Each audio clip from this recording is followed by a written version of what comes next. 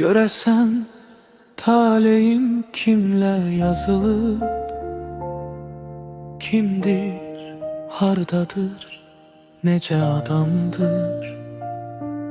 Belki hansısa dağ zirvesinde, belki de hansısa uçurumdadır. Bəzən bir xəbər olduğum kəsi, arzular, arzular görmək istərəm. Heç kimə bənzəməz xəyalımdakı həyatı birlikdə bölmək istərəm. Həyat nə qəribə, həyat nə çətin, yad biri haqda gör necə şadam.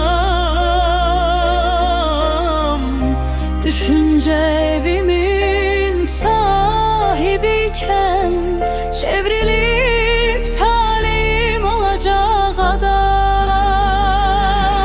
Həyat nə qəribə, həyat nə çətin, yad biri haqda gör necə şadam. Düşüncə evimin sahibiyken çevrilip talihim olacak adam. Bilirəm günlərin yaxşısı kimi, pis günümüzdə də bir olacağıq. İndi düşünəndə gözlərim dolur, əminəm o vaxtı ağlayacağım.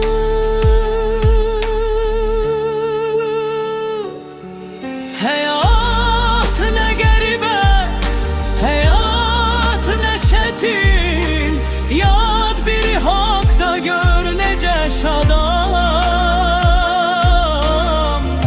Düşüncə evimin sahibiyken çevrilip talihim olacak adam.